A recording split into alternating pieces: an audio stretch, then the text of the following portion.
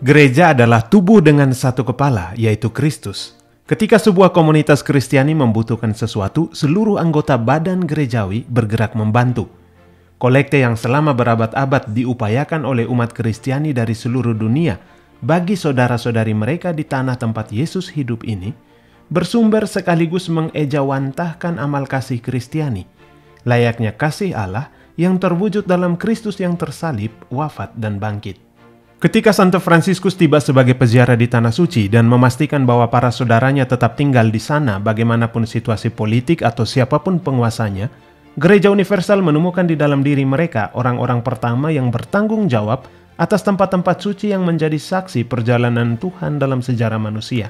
Kolekte untuk Tanah Suci berkaitan erat dengan hidup kustodi, karena para Fransiskanlah yang selama berabad-abad memelihara tempat-tempat suci, membangun karya-karya pendidikan, melakukan dialog ekumenis dan antaragama, serta mendampingi dan menopang hidup umat Kristiani di Timur Tengah. Saya selalu menggarisbawahi, baik kepada para mahasiswa maupun orang lain, bahwa apa yang gagal dilakukan oleh tentara salib di Tanah Suci, berhasil dilakukan oleh para saudara Fransiskan. Dalam buku yang saya tulis tentang sejarah kustodi, terdapat sebuah bab yang membahas tentang apakah kita dapat menyebut para Fransiskan sebagai penerus tentara salib. Jawabannya ya, kita bisa menggunakan ungkapan ini, tapi dengan damai, tidak dengan pedang, dengan doa, dengan kehadiran. Tujuan utama perang salib adalah untuk mempertahankan tempat-tempat suci, dan para saudara Fransiskan berhasil melakukan hal ini dengan cara yang damai.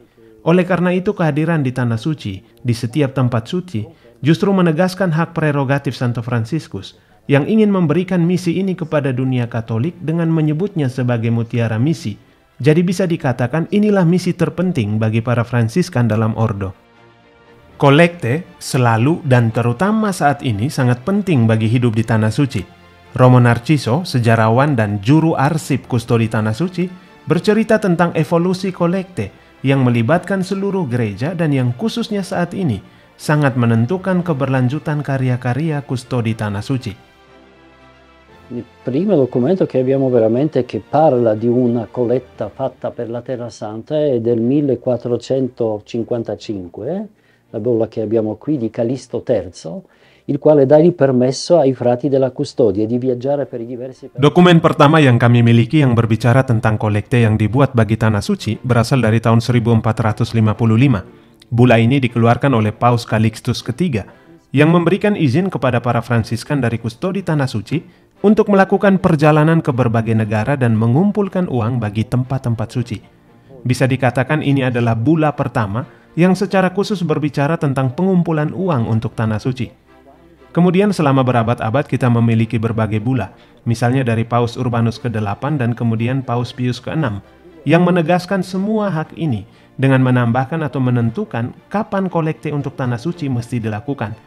Di sana ditentukan bahwa dapat dilakukan 2 atau bahkan 3 kali dalam setahun, pada hari Minggu atau hari lainnya. Dengan demikian, nampak bahwa pada mulanya tidak ditentukan secara khusus harus Jumat Agung. Baru pada abad ke-19 disebutkan perihal kolekte yang mesti dilakukan pada hari Jumat Agung. Dan disebutkan juga bahwa persembahan yang dikumpulkan di berbagai gereja harus diserahkan kepada komisaris Tanah Suci, yang kemudian harus membawa dan menyerahkannya ke Tanah Suci. Untuk kustodi, indikasi konkret paling akhir adalah yang dituangkan dalam bula Paus Paulus ke-6, Nobis in Animo, di mana diungkapkan 3 poin penting, yakni bagaimana kolekte harus dilakukan, untuk tujuan apa, dan dengan cara apa dibagikan di Tanah Suci. Harus juga diketahui bahwa dari kolekte Jumat Agung, 65% dialokasikan untuk kustodi Tanah Suci, 35% untuk karya lain di Tanah Suci dan untuk lembaga lain. Oleh karena itu, sebagian besar kolekte Jumat Agung adalah yang dikelola oleh kustodi. Darinya, 80% untuk karya sosial seperti sekolah, paroki, dan sebagainya, dan hanya sebagian kecil dari sisanya untuk pemeliharaan tempat-tempat suci. Jadi demikianlah sejarah kolekte untuk Tanah Suci. Awalnya ditujukan bagi pemeliharaan tempat-tempat suci, kini porsi utamanya pada karya amal dan sosial. Awalnya tidak diatur waktunya, kini ditetapkan pada Jumat Agung.